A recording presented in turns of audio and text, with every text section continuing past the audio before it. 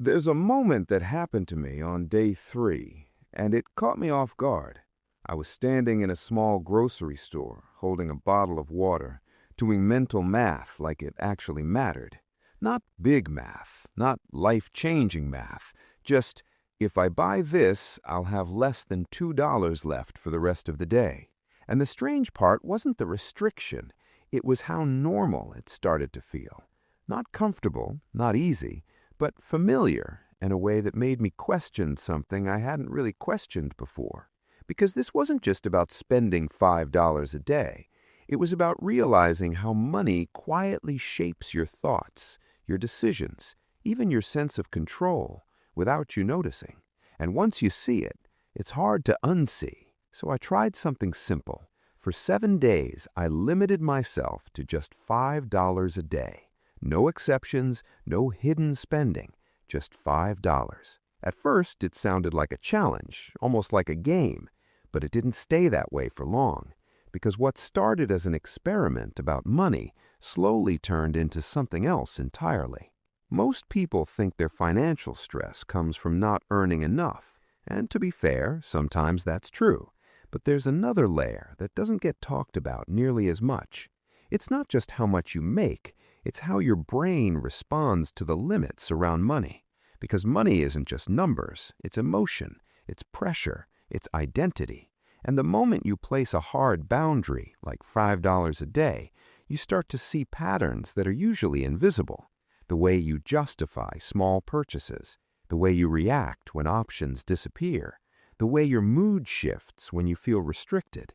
We like to believe we're rational with money, that we think things through. But most of the time, we're responding, reacting to stress, to convenience, to habit. This challenge didn't just reduce my spending, it removed my ability to ignore those reactions. Day 1 felt manageable, almost empowering. I planned things out. I thought ahead. I told myself, this is discipline, this is control. And for a few hours, it felt true. But by the evening, something subtle changed. Not panic, not frustration, just a constant awareness. Every decision had weight. Even something small, like deciding between tea or a snack, felt heavier than it should. And that's when it hit me.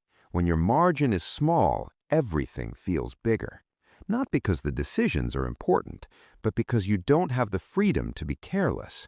And most of us are used to being a little careless.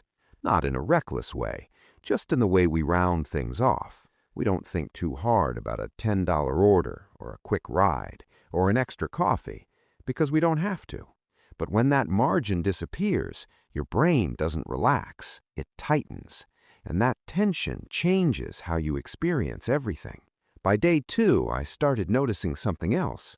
Time felt different. I wasn't just spending money differently, I was thinking differently. I found myself delaying decisions, walking more, skipping things I would normally do without thinking, not because I wanted to, but because I had to.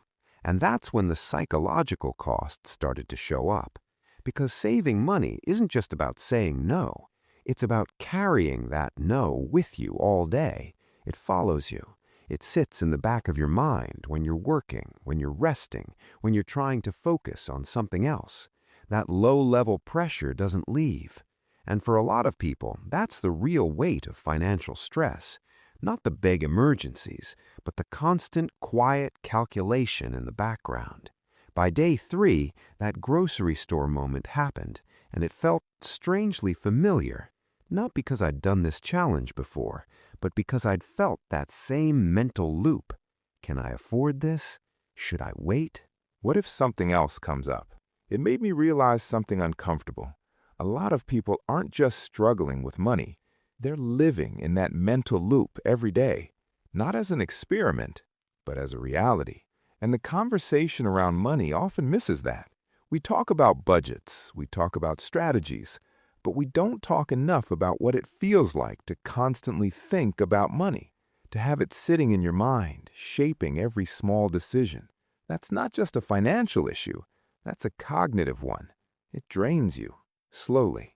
By day 4, I expected things to get easier, like I'd adapt. But instead, something else happened. I started justifying things. Not big purchases, small ones, tiny ones. This is only a little over. I'll balance it tomorrow. It doesn't really count. And that's when I saw how fragile discipline can be. Not because we lack willpower, but because our brains are really good at protecting comfort. Even when we set clear rules, we look for ways around them, not to cheat, but to relieve pressure. And that's something a lot of financial advice ignores. It assumes people just need more discipline, but discipline without understanding your own behavior doesn't last, because eventually the pressure wins. And when it does, people don't just slip, they swing. They go from restriction to release, from saving to spending, not because they're irresponsible, but because they've been holding tension for too long. Day 5 was quieter. Not easier, just quieter. I stopped arguing with the rules. I accepted them, and something interesting happened. My decisions became simpler, not better, just clearer. Because when you remove excess options, your brain stops negotiating as much. You don't spend energy debating things you can't change.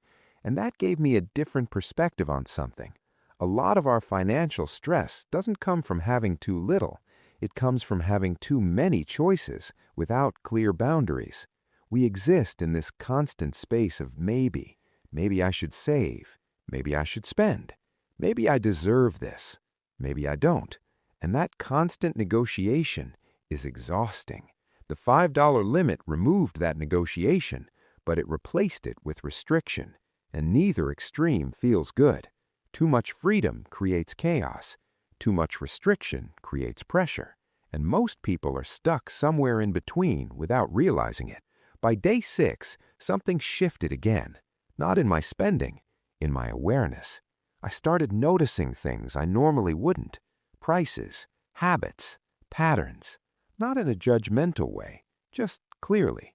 I noticed how often convenience costs more, how often small decisions add up, how often we pay for ease without thinking about it. And it made me question something. Not, is this worth the money, but is this worth the mental space? Because every purchase isn't just financial, it's psychological. It either adds clarity or noise, and most of the time, we're not paying attention to that part. We think in terms of cost, but we feel in terms of weight. And those two don't always match. By day 7, I wasn't excited to finish, but I wasn't desperate either. And that surprised me, because I expected relief, but what I felt instead was perspective. Not about how to live on $5. That's not realistic, but about how money actually affects your life, not in theory, in practice. Because the real lesson wasn't about spending less, it was about understanding the relationship between money and mental space, the way limits shape your thinking, the way freedom can make you careless, the way pressure can make you reactive, and the way awareness changes everything. The turning point for me wasn't a specific day, it was a realization that financial control isn't about extreme restriction, and it's not about unlimited freedom either. It's about creating a space where your decisions feel intentional, not forced, where you're not constantly negotiating with yourself, where money isn't sitting in the background of every thought. That doesn't come from cutting everything out, and it doesn't come from ignoring it either. It comes from understanding your patterns, the quiet ones, the automatic ones, the ones you don't usually question. Because once you see those, you don't need extreme rules. You just need small adjustments. After the challenge ended, I didn't suddenly become perfect with money. Nothing dramatic changed overnight, but something subtle did. I stopped thinking of money as just something to manage and started seeing it as something that interacts with my behavior, my stress, my attention, and that changed how I approached it. Not in a strict way, in a more aware way. I started giving myself boundaries, but not rigid ones.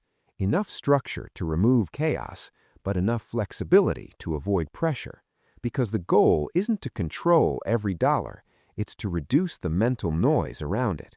If you're watching this and thinking, I could never do that, you're probably right. And that's okay. That's not the point. The point isn't to live on $5 a day. It's to notice how money affects you when your options change. Because whether your limit is $5 or $500, the psychology is still there. The way you justify things, the way you react to restriction, the way you handle freedom, those patterns don't depend on the amount, they depend on awareness. And that's something most people never really build, not because they can't, but because they're never forced to look at it closely. So if there's anything to take from this, it's not a rule, it's a question. What does money feel like in your daily life? Not on paper, not in a budget, but in your mind. Is it constant background noise? Is it pressure? Is it something you avoid thinking about? Or something you overthink? Because once you start noticing that, things begin to shift. Not instantly, not perfectly, but gradually, and that's enough. Because progress with money doesn't start with a perfect system, it starts with awareness, with seeing what's already happening a little more clearly. And from there, your decisions start to change.